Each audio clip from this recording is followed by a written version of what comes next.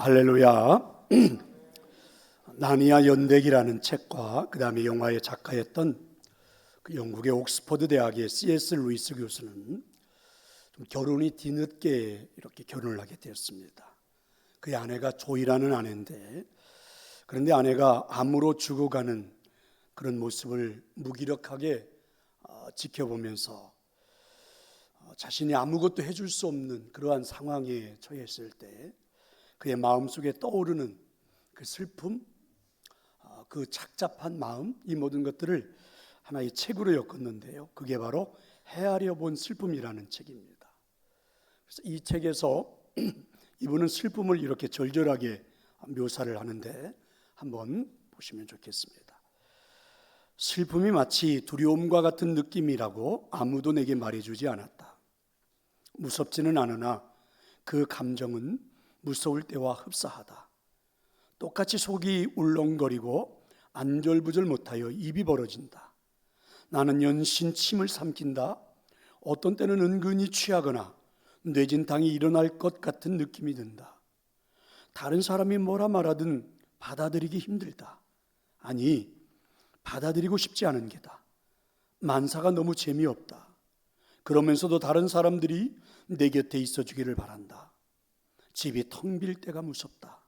그러나 사람들이 있어 주되 저희들끼리만 이야기하고 나는 가만 내버려 두면 좋겠다. 슬픔은 또한 게으른 것이라고 아무도 내게 말해주지 않았다. 일상이 기계적으로 굴러가는 직장에서 일을 제의하면 나는 최소한의 애쓰는 일도 하기 싫다.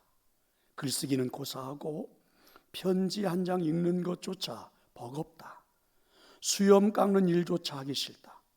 내 뺨이 텁수룩하건 매끈하건 무슨 상관이란 말인가. 자, 이런 글입니다. C.S. 루이스 교수는 아내의 죽어가는 모습을 물끄러미 지켜보면서 아무것도 해줄 수 없는, 그래서 자신에게 찾아오는 그 슬픔의 감정을 이렇게 한번 솔직하게 표현을 해보았습니다. 우리가 살아가는 인생의 기쁨은 삶의 에너지를 제공해 줍니다. 그렇지만 반대로 슬픔은 우리 삶에서 이런 기쁨을 여지없이 뺏어가 버리죠. 심리학자들의 정의에 의하면 슬픔은 보통 잃어버린 사람이나 잃어버린 관계에서 상실감을 경험할 때 나타나는 감정덩어리, 또 혹은 잃어버린 꿈으로 인해서 실망감을 경험할 때 발생하는 당혹스러운 감정덩어리, 이렇게 정의를 합니다. 여러분, 슬픔을 질병이라 이렇게 단정할 수는 없지만, 그렇지만 슬픔이 고통스러운 것은 사실입니다. 슬픔이 우리 안에 살아있으면 우리의 감정을 사실은 좀 무감각하게 만들죠. 슬픔에 빠지면 내 인생이 좀 무기력해집니다. 때로는 어떤 그러한 고립감 속에, 그리고 공허함 속에 갇히기도 하죠. 그래서 슬픔은 참 우리를 힘들게 하죠. 그러면 이런 보편적인 슬픔을 극복하고 기뻐하는 인생을 살 수는 없는 걸까? 세상에는 이런 슬픔을 극복해 보려고 많은 노력들을 합니다. 기뻐하는 인생들을 좀 사람들에게 선물해 주고 싶어서 여러 가지 방법들을 참 세상도 많이 동원을 하죠.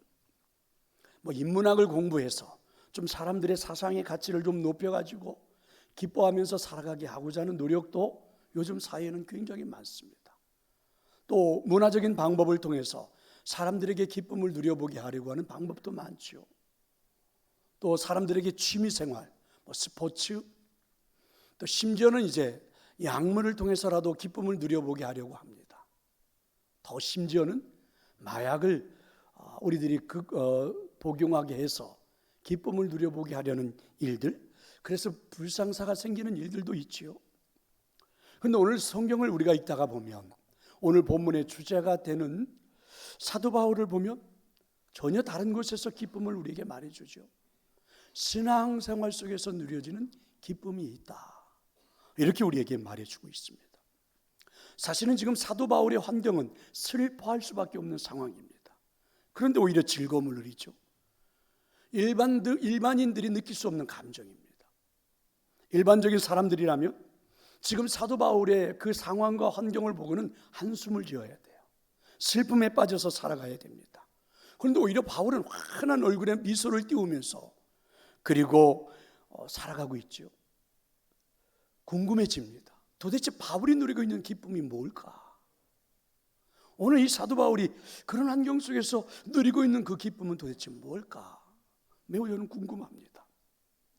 더 이상한 것은 억울하게 누명을 뒤집어 쓰고 감옥에 갇혀서 지금 힘든 나날들을 보내고 있는 바울이 오히려 감옥 밖에서 자유로운 몸을 가지고 있는 사람들에게, 그리고 더 좋은 환경 속에서 살아가고 있는 사람들에게, 감옥 안에 갇혀 있는 바울이 여러분 기뻐하십시오, 여러분 즐겁게 인생을 살아가세요, 기쁨의 인생을 살아가세요, 이렇게 권면을 하고 있다는 거죠. 정말 아이러니하지 않습니까? 무슨 의미일까요? 충분히 기뻐할 만한 상황 속에 있는 사람들이 아마 더 슬픔에 빠져 있다, 이런 말이겠죠. 그들을 향해서 기쁨을 권면하고 있는 거죠.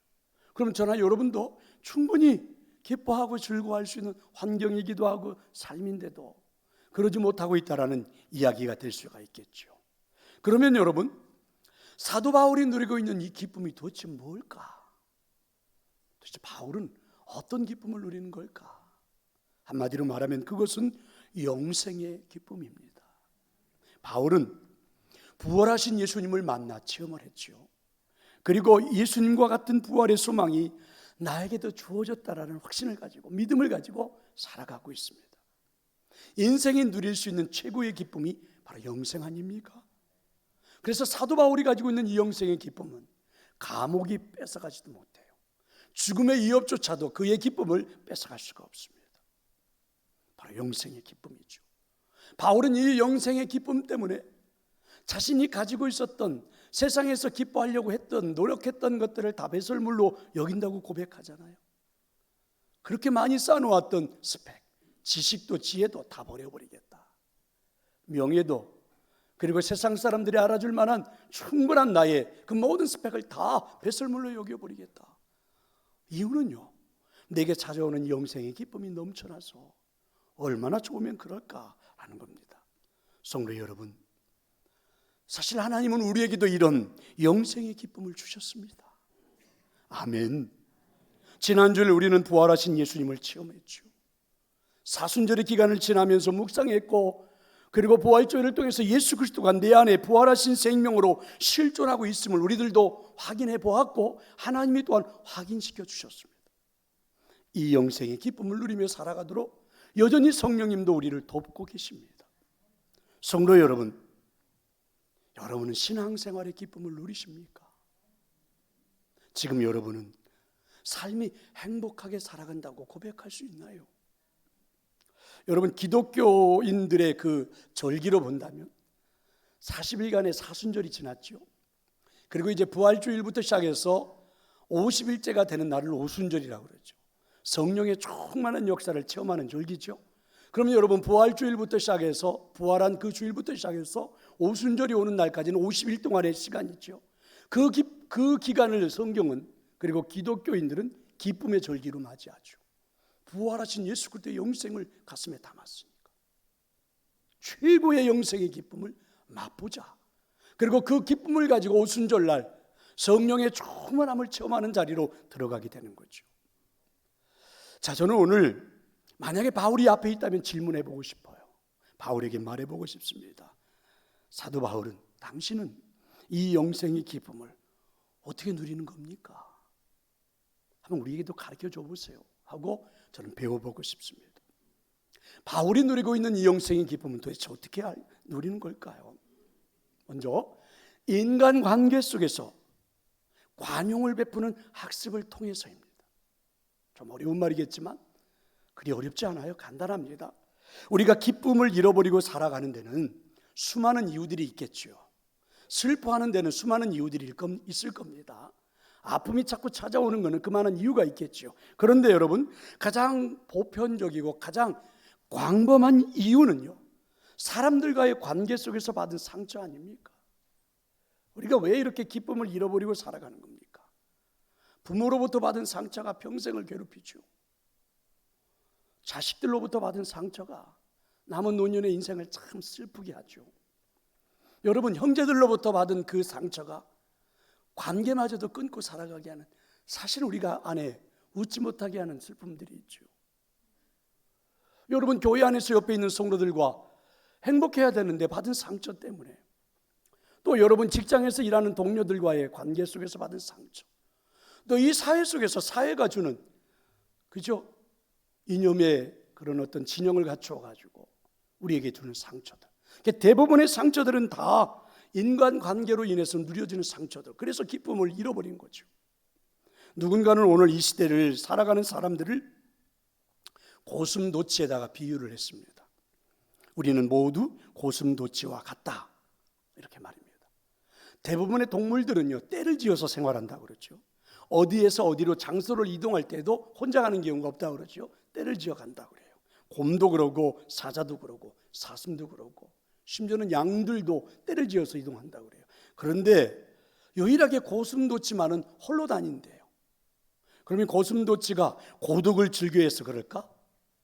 아닙니다. 상처를 주기 때문에 그렇죠. 그래도 여러분, 고슴도치가 사랑을 해야 되는 그런 시기가 찾아오면, 계절이 찾아오면, 그래도 그 상처를 가지고도 다른 고슴도치에게 접근을 하는 겁니다. 그렇지만 순간 접근을 하면 문제가 발생하잖아요. 그들이 가지고 있는, 등에 지니고 있는 그 많은 바늘들, 가시들 때문에 만나면, 접근하면, 아무리 사랑을 하고 싶어서 만나도 결국은 가시에 찔리고 상처가 날 수밖에 없다는 거죠. 그래서 우리 인간들이 꼭 고슴도치와 같다, 이렇게 말합니다. 여러분, 우리는 원래 혼자 사는 걸 즐기는 사람들이 아닙니다. 혼술, 혼밥, 이런 말들이 유명해졌는데, 여러분, 혼밥 이런 말을 들으면 굉장히 감동적입니까? 아니죠. 식당에 가보면 진짜 혼자서 앉아 식사하는 그런 좌석들이 있더라고요. 간혹은 또 혼자 앉아 식사하는 사람들을 보는데, 저는 여러분, 혼자 앉아서 식사하는 사람들이 결코 부럽지 않아요. 저는 혼자는 식당에 안 갑니다. 차라리 굶지 안 가요. 저는 결코 부럽지가 않아요. 그 사람들이 좋아 보이지 않습니다. 여러분, 대궐 같은 집을 만들어 놓고 혼자 사는 사람들, TV를 보면 연예인들 돈은 많아가지고 비추어 주더라고요. 여러분, 부럽습니까? 저는 하나도 부럽지 않습니다. 아무리 대궐 같은 집을 만들어 놓고 그곳에서 혼자 사는 그들, 조금도 부럽지 않아요. 오히려 외로워 보이더라고요. 여러분, 평생을 열심히 살고 혼자 버려진 것처럼 되어버린 노년의 삶은요, 슬프기만 하죠. 여러분, 노인분들에게 물어보세요. 혼자 사니까 행복하지요? 아마 뺨을 맞을지도 모릅니다. 절대로 행복하지 않습니다. 그런데 여러분, 둘이 사는 것, 우리가 사람들과 함께 사는 것, 피를 나는 형제, 피를 나는 부모, 자녀 함께 사는 것은, 평생을 함께 하겠다고 약속하고 부부가 되어 함께 살아가는 부부, 그런데 상처가 날 수밖에 없습니다. 마치 고슴도치처럼 우리 모두에게는, 각자에게는 가시가 있죠. 상대를 충분히 아프게 할 만한, 상처가 나게 할 만한 가시가 우리에게는 존재합니다. 함께 생활하면 반드시 찔리게 되어 있어요. 안 찔릴 수가 없어요. 반드시 그렇습니다. 그래서 이런 상처가 우리를 참 힘들게 해요. 이런 상처가 참 우리를 슬프게 합니다. 그래서 기쁨을 잃어버리는 건데, 그런데 여러분, 둘이가 되지 않으면, 함께 하지 않으면 절대 기쁨은 나타날 수 없다면 어떻게 해야 되는 겁니까? 우리가 받을 수밖에 없는 이런 상처를 최소화하고 예방하는 처방이 있어야 되겠죠. 여러분, 그게 뭡니까? 성경은 그 처방이 바로 관용을 학습하는 것이다, 이렇게 말씀해 주십니다. 믿으시기를 축원합니다. 관용을 학습하는 것이다. 토니 시에라는 사람이 써놓은 결혼을 위한 명상이라는 그런 책에 보면 재미나는 글이 하나가 있더라고요. 이제 가정에서 그 가사 일을 하고 있는 주부들이 너무 힘들어서 남편들에게 주문을 하잖아요. 여보, 좀 제발 청소 좀 한번 해줘요. 그래서 이제 남편들이 화장실 청소를 한 겁니다. 청소를 하고 마치고 나왔더니 아내들이 막 핀잔을 주죠. 아니, 청소를 그렇게 못하냐. 아니, 박사학위를 받으면 무슨 소용이 있냐, 청소가 그렇게 안 돼 하면서 막 투박을 하고 이렇게 힘들게 하죠. 근데 가만히 보니까, 본인이 생각해 보니까, 자신은 요리를 할 때 맛을 보잖아요, 숟가락으로. 그럼 이 숟가락으로 여기에서 맛을 보고, 이걸 가지고 또 옆에도 맛을 보고, 이걸 가지고 또 저기도 넣어보고, 이걸 가지고, 자기는 그러고 있더래요. 그런데 고친다고 해놓고 역시 자신이 스스로 생각해봐도 구제불능이래. 안 된대요. 그러면서 이분이 이렇게 말합니다. 우리가 살아가면서 상대방에게도 어쩌지 못하는 일들이 있다는 사실을 알게 하자. 알자는 얘기죠. 여러분, 이거는 뭐 성차별 때문에 생기는 것도 아니에요. 게으름 때문에 생기는 것도 아니에요. 그 사람의 성격에 무슨 문제가 있어 생기는 게 아니란 말입니다. 그런 것과는 아무런 관계가 없어요. 고칠 수 없는 각자 유별난 특성들이 있단 말이에요. 고쳐지지 않아요.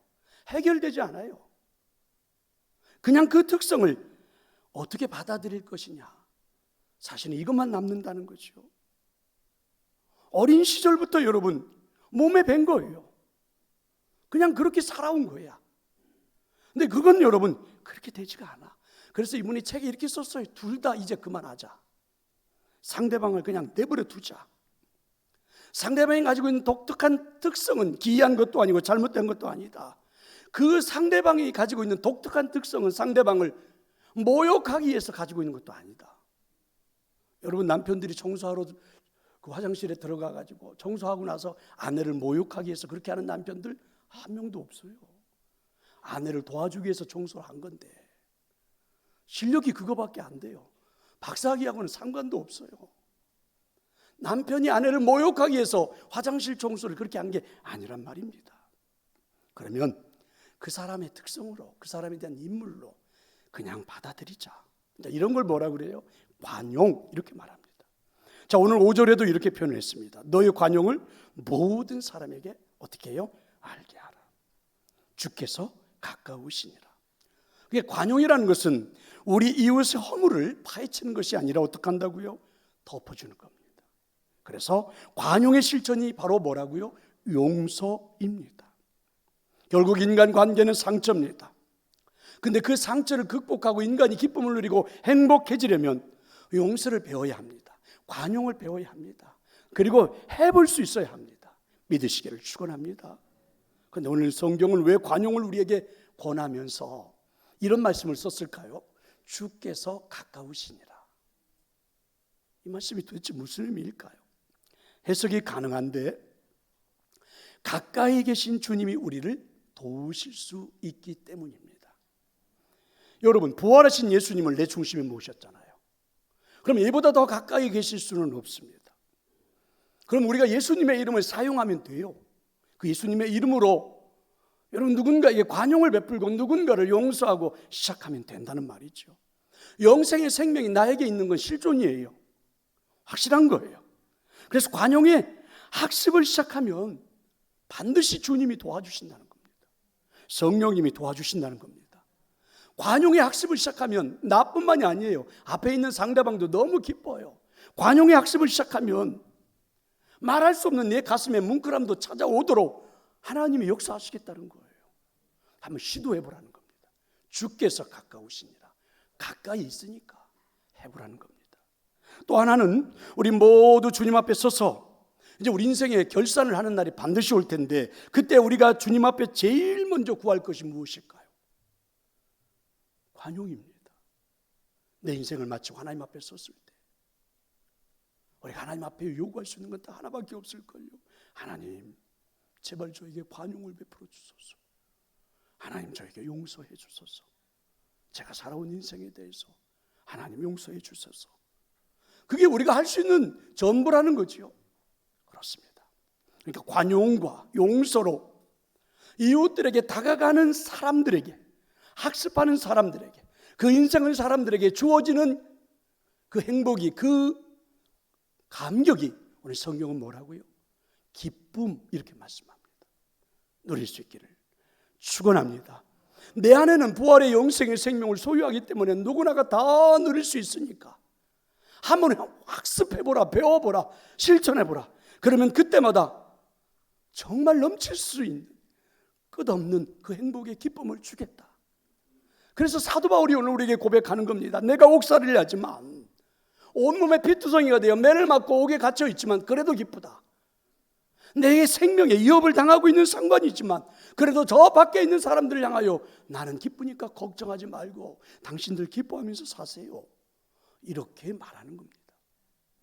성도 여러분, 인간 관계 속에서 아픔과 상처가 많지만 그 가운데서 우리가 서로 관용하고 용서하고 이런 것들을 배우는 그 삶에서 진정한 영생의 기쁨이 있음을 꼭 체험해 보기를 축원합니다. 이 영생의 기쁨을 사도 바울은 어떻게 누리는 걸까요? 언제나 주 안에서 사는 것을 학습해야 한다는 겁니다. 4절에 보세요. 이렇게 말씀하시죠. 주 안에서 항상 기뻐하라. 내가 다시 말하노니 기뻐하라. 그냥 기뻐하라고 말하는 게 아니라 어디 안에서요? 주 안에서. 그러니까 예수 그리스도 안에서를 왜 바울은 이렇게 강조하는 걸까? 주 안에서.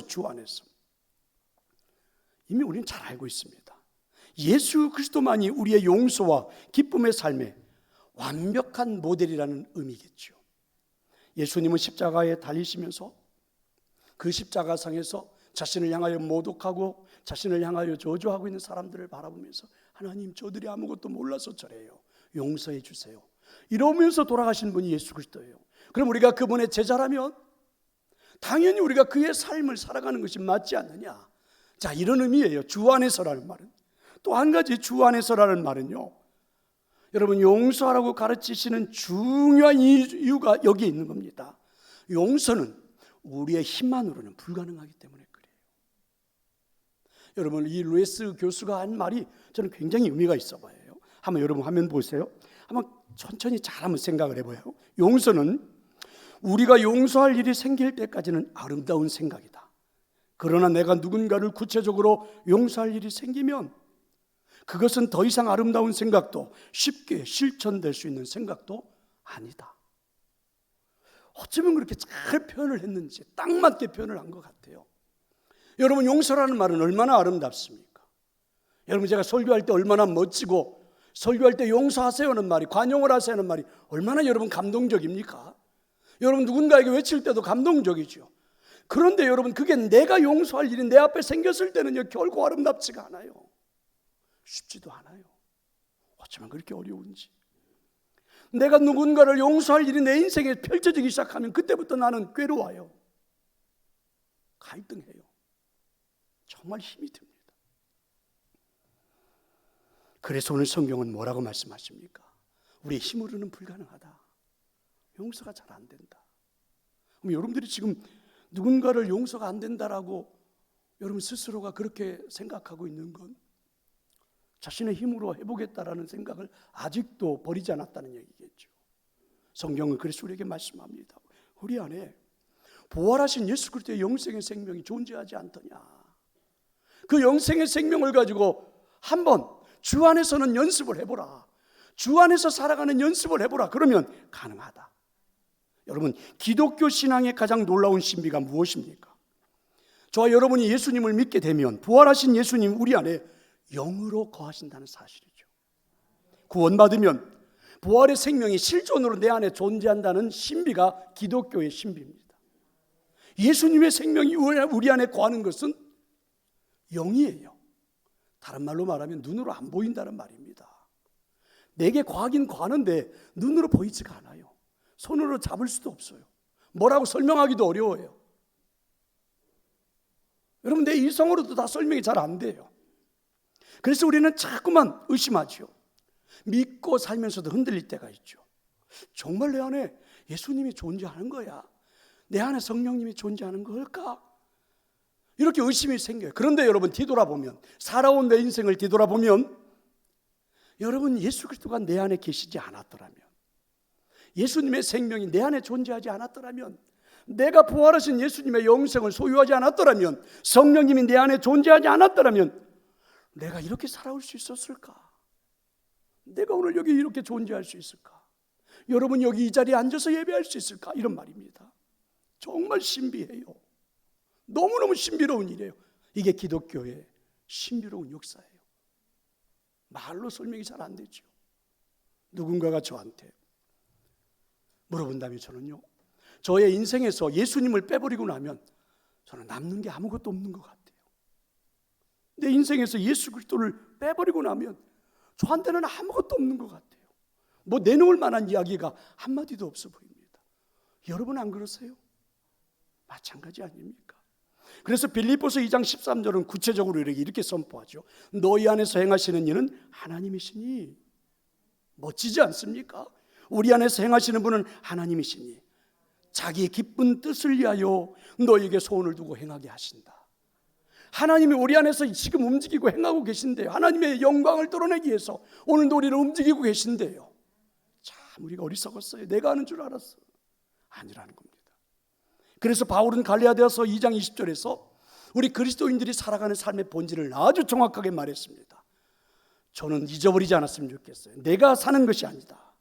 오직 내 안에 누가요? 그리스도께서 사신 것이다.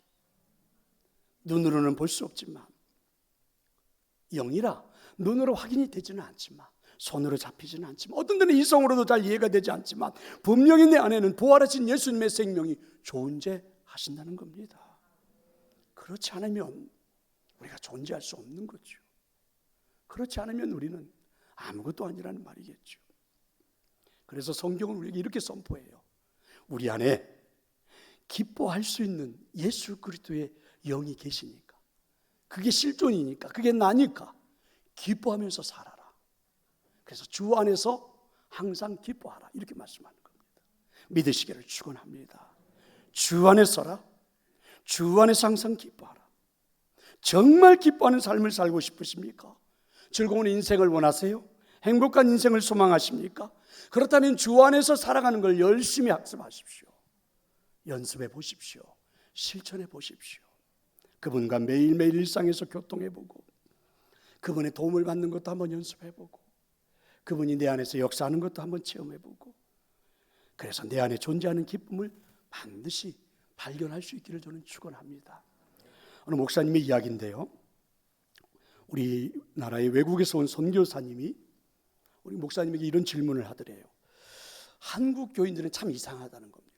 밖에서는 그렇게 껄껄대고 웃고 즐거워하면서 이상하게 교회만 들어오면 다 얼굴들이 굳어지고 울고 막 이러기만 하고 그런데요. 그런다고 질문을 한 거예요. 그래서 목사님 생각을 해보니까 뭐라고 대답할 말이 없는 거예요. 그래서 궁색한 대답을 했다고 그랬죠. 한국 교인들은 예수님이 십자가에서 죽으신 걸 묵상하다 보니까 그리 됐어요. 이렇게 대답을 했대요. 그랬더니 그 선교사님이 오히려 이렇게 대답을 하더란 말입니다. 한국교회 교인들은 예수님이 십자가에 돌아가시고 부활하신 것을 잊어버렸나요? 여러분, 맞지 않습니까? 맞지 않습니까? 우리 안에 예수 그리스도가 계신데, 그것도 영생의 생명을 가지고 우리를 구원하신 그분이 계신데, 여러분 왜 그렇게 그 노래방에서는 그렇게 신나게 뛰어다니면서 교회 와서는 그 찬양 한 번 할 때 박수 한 번을 못 치십니까? 세상에서 운동하면서는 소리 고래고래 들으며 그렇게 행복해 하시면서 여러분 찬양할 때는 왜 립싱크만 하시는 겁니까? 세상에서는 사람들과 어울려서 어깨동무하면서 그렇게 즐거워하면서 왜 옆에 있는 교회 성도들은 여러분 그렇게 냉대하고 얼굴도 한번 쳐다보지 않으십니까? 생각해봐도 참 이상하지 않습니까? 오늘 설교를 루이스 교수의 이야기로 시작을 했는데 이분의 이야기로 마치려고 합니다. 자신의 아내가 암의 고통 속에서 죽어가는 모습을 지켜보면서 정말 안타까운 생각이 들고, 때로는 아내를 치료하지 못하는 하나님을 원망하기도 했다고 그러죠.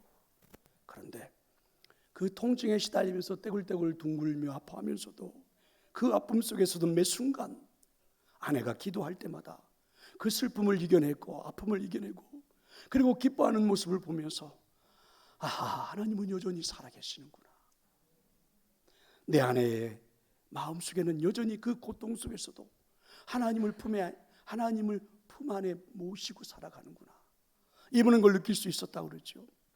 그래서 헤아려 본 슬픔이라는 그 책에서 마지막 아내와 임종하는 장면을, 마지막 이별하는 장면을 이렇게 적고 있습니다. 내 아내는 목사님에게 이렇게 말을 했다. 저는 하나님과 더불어 평화롭습니다.